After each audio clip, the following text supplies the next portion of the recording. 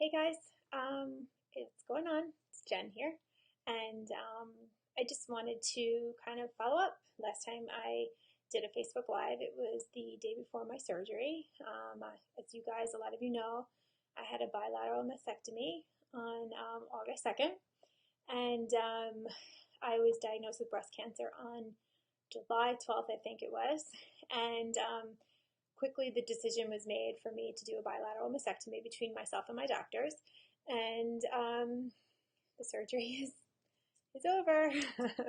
And I just wanted to kind of spend a few minutes, give a little update, and talk to you guys out there a little bit about the reality of what this surgery is like and what the recovery is like and how I feel emotionally and physically. So many of you have reached out to me. It's bonkers. Like, if you sent me a message and I didn't write back to you, please excuse me. I tried to answer every single message I got and like every single post and every single thing somebody wrote, but it's been so hard for me to keep up with. It's like I'm completely overwhelmed by the outpouring of love and prayers and well wishes. And I just really want to say thank you because they've been hopefully working. And I feel really like, I really do feel like the luckiest girl in the whole world. And I really just want to say thank you because even if I didn't like your comment or comment to your comment, I read your comment. I have read every single thing that you guys have posted on Instagram, on Facebook, on YouTube, everywhere, every email, every Facebook message. I've read it. So I just want to say thank you.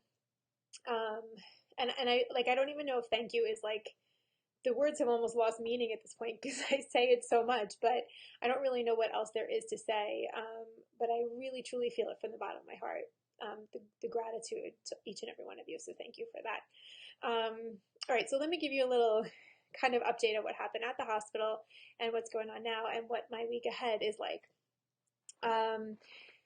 So I had my surgery at Memorial Sloan Kettering, and I have to really give them a shout out. They were unbelievably amazing. They made this experience, I mean, is it weird to say that they made the experience a good one? Because they really did. They made the experience as easy as possible. The strange thing is, like, the day before the surgery and the day of the surgery, I was unbelievably calm, and I don't even really know where it came from. I thought in my mind that I was going to be like a disaster and a total mess, and like, oh my God, they're, what are they doing to me, and what am I doing, and am I making a mistake? And it's like funny that you should think like, am I making a mistake, when really I had no other choice. But the day before and the day of the surgery, I just kind of felt really calm, almost like I had just surrendered. And when I say surrendered, I don't mean to the cancer, but I mean to the cause, the fight, the everything I needed to do to fight the cancer. I just kind of surrendered to that, and I felt really calm and like really ready to battle. And that's one of the comments I want to talk about when I talk about the battle. It's not really the battle against cancer, you guys. Like, here's how I see it. You either find cancer early enough to be able to treat it medically, or you don't. You unfortunately don't find it early enough, and it's a much harder battle, a much harder fight. I'm hoping that I caught it early enough that it's an easy fight for me. But when people say like, oh, you're a fighter, you're a warrior, I do feel like that in a way because what I've gone through is really tough emotionally and physically. But the fight against cancer, I think sometimes has everything to do with luck. And people that pass from cancer are just as much fighters as those of us who survive from cancer. And I just kind of want to send a shout out to everybody that's struggling with cancer. We're all fighters in one way, shape, or form, because like I said before, this touches every single part of your life. So Memorial Sloan Kettering was amazing. I went in, they took really good care of me. They made it super easy. It was about a 6-hour surgery, so I went in at about 2 in the afternoon into the operating room, and that was a tough moment for me. I was shaking, my whole body was shaking. I was very nervous. It's very scary. But they put their arm on me and they said, you're going to be okay. You have the best team in the world. You're going to be great. And 6 hours later, I woke up in a beautiful room with a view of the 59th Street Bridge and my loved ones around me. And I was okay. And I have to say their pain management and their attentiveness has been unbelievable. I have really not felt that much pain. I want you all to know that, and it's part of why you see me on Facebook with like thumbs up and smile on my face. I'm not on a ton of painkillers, but they really manage my pain very well. They let me know what to expect. There is an extreme amount of tightness in here. It's the only way I really know how to explain it. It's a little hard to breathe. There's soreness, especially like under my armpits and kind of on my ribs. Like I feel a little bit like I was maybe in an MMA fight and then I got into a car accident after. Like I've been kicked in the ribs about 1,400 times. But the soreness is not pain. I don't know how else to explain that. It's not a pain. There are sometimes some shooting pains, some ghost pains for sure. I have some weird itches that I can't find because I have no nerve endings anymore here. And I have 4 drains coming out the side of my body, out of my chest, kind of over in this area that are draining the extra fluids right now. Hopefully I'll get those removed this week. They're really super annoying. But those are somewhat painful at times, just the way they're kind of hanging out. They're really gross. I don't want to talk about them for long because they upset me a little bit. But overall, I have to say, like I said, my pain is managed and I'm feeling pretty good and I'm fairly mobile. It's not as bad as I thought it was going to be that way. I visited a friend yesterday and I actually went and got my hair washed today because I can't shower from the waist up for 2 weeks, only from the waist down. So I've been using a handheld shower, showering from the waist down and then washing everything else and then going to just have somebody else do my hair because I still can't raise my arms over my shoulder. And actually this amount of movement is really great. When I first had the surgery, I could only lift it a teeny tiny bit. Now I can lift up to about here. That hurt. And then once I have the drains removed, like I said, hopefully this week, I'll be able to start working on exercises to get full range of motion back. Sorry, I just got emotional because I saw my mom just logged on. My family has been unbelievable. My friends have been unbelievable, and my neighborhood, my community has been unbelievable. I've heard from people that I haven't heard from in a million years. This support has just been incredible. So thanks, Mom and Dad. I see my sister-in-law is here too. She's the first one that washed my hair. She braved the greasy hair. But I'm being spoiled rotten. It's been really nice. So then my birthday came on Friday, and it wasn't really quite the birthday that I had expected. But in a way, it was lovely because I got to spend it with so many people that I love that came to visit me. If you know somebody, diagnosed with cancer or is going through something like this, visitors are good. It's a distraction. It's nice to smile and be around people that you love. And I've been really enjoying, in a weird way, the time that I'm spending with all my friends and family right now. It sucks that it takes something like this sometimes to make time in your life to be with those people that you love, but at the same time, I'm really, again, grateful for it. I have to say I haven't cried at all. It's like a little weird that I'm upset today, but I didn't cry at all. I've been feeling so good, so blessed, so relieved that the surgery's over. I haven't been feeling pain, like I said, until last night. Last night kind of hit me a little bit. I'm not going to give any spoilers away, but there's a TV show I like to watch, and on the TV show, there is a character with breast cancer, and she's passed away. And when we discovered that she passed away in the show, I mean, it's just a TV show. My husband turned to me and said, "Do you want me to shut this off?" And I was like, "No, it's okay. I'm good. I'm fine." But I really wasn't fine because that moment of like, okay, my surgery's over and there's a relief to that. I'm still dealing with the cancer aspect of it and being a cancer patient and not knowing what my treatment is going to be. And if they got all the cancer and all these still unknown questions that the surgery doesn't necessarily solve. And here's the things: treatment, chemotherapy, radiation, mastectomies, lumpectomies, they don't cure one thing, and that is fear. And that is the fear that it'll come back, or the fear that it's going to come back somewhere else, or the fear that you're going to go before your time and you're going to leave your family. So that fear hit me again last night, and that's something I'm struggling a little bit with today. But I have doctor's appointments this week, and I'm really hoping that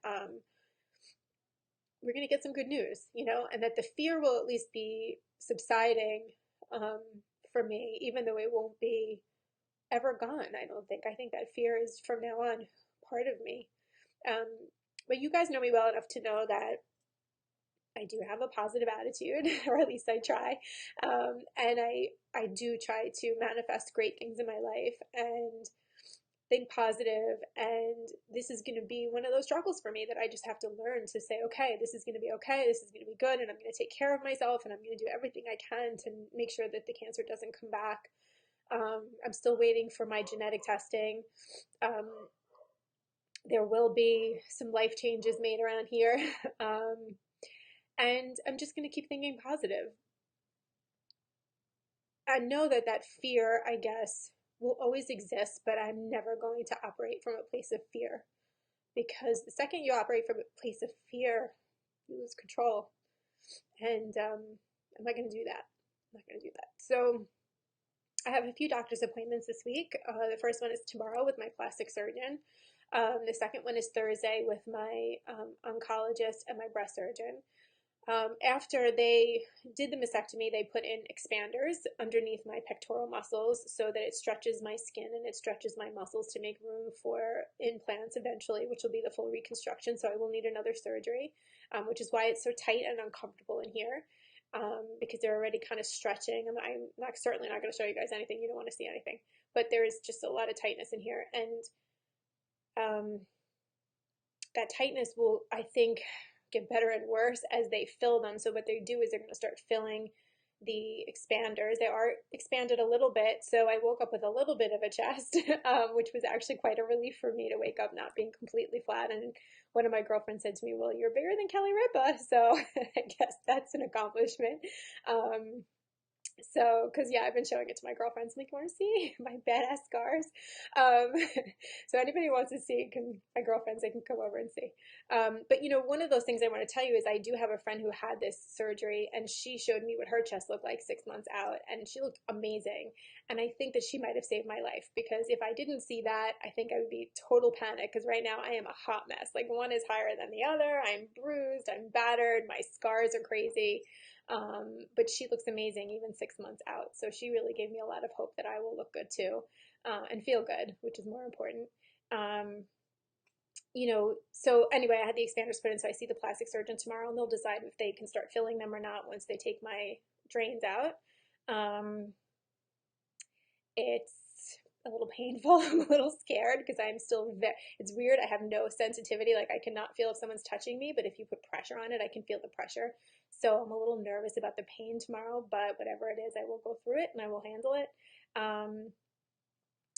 Rebecca says, I love that you aren't afraid to show your scars. And so here's the crazy thing. The night of the surgery, my doctor came in to see, and so I'm not really even bandaged. I'm just wearing a bra with I can show you guys that. It was not too scary, but a bra with like some bandages underneath it.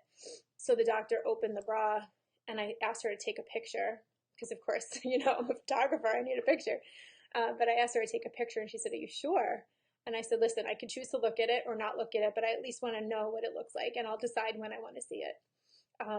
So she took a picture, and I looked at it pretty much right away, and the doctor was like really nervous about what my reaction was going to be.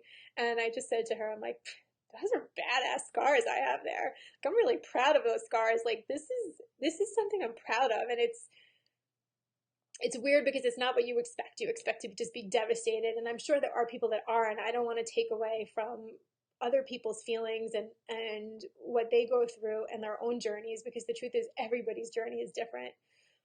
But I do want to give hope to anybody out there that might have the surgery coming up or something like it, that there is hope to love your body. And, you know, it's just weird because I've struggled with body image my entire life, and I've hated on it so many times. And I love my body now more than I ever have, because it shows what a badass I am.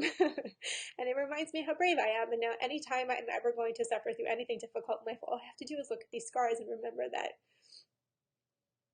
I am strong, and I can make decisions, and I can, you know, take life into my own hands and be powerful. So I'm really proud of my scars. Is it hard to look at? Yes. Is it weird to see myself like this? 100%. But that'll take some time to get used to. But for now, I'm holding the scars tight as signs of bravery and health.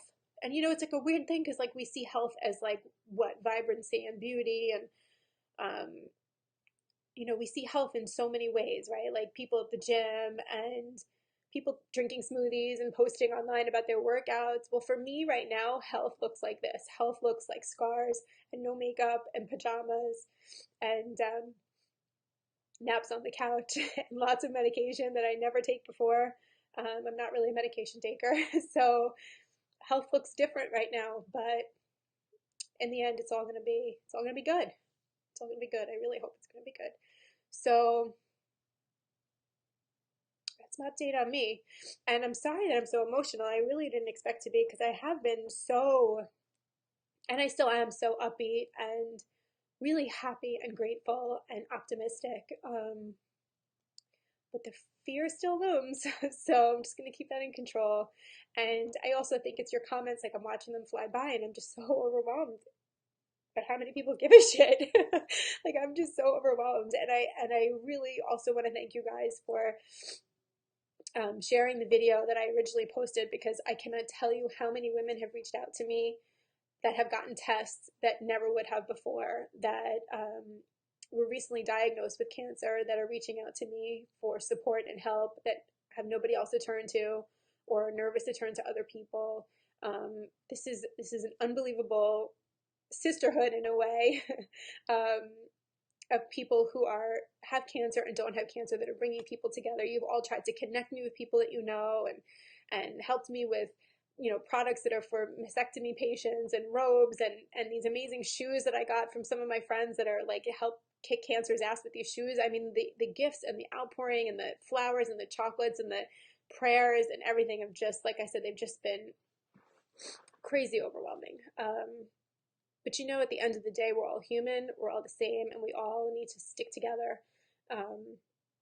We all have something going on, and so like in a moment maybe where you want to judge somebody or somebody's being rude or they're rushing in their car, you don't know what they have going on behind the scenes. You never know. I think most people are not probably as open as I am talking about it right now, but I do feel it's important to help save women and to just have patience with people and love people because the prayers and the love are felt. And I love all of you, and I will keep you updated. Wish me luck for my first appointment tomorrow. And on Thursday, I get a lot more information. I get to know what my treatment's going to be. I get to know what stage my cancer was at, if they got everything. I noticed I have stitches on this side, so they must have taken a bunch of lymph nodes from this side. They did say that they believe my lymph nodes are like 90% sure that they're clear, but until I get that 100%, I'm going to knock wood a little. All right, I'm not going to keep you guys much longer, but I love you. Keep the prayers coming and keep spreading the prayers for people that need them besides me, because I'm sure there are people out there that need them much more than I do. But I love you, and I will update you all when I know a little bit more, and keep you updated on the journey so that we can help other women. Have a good day, you guys.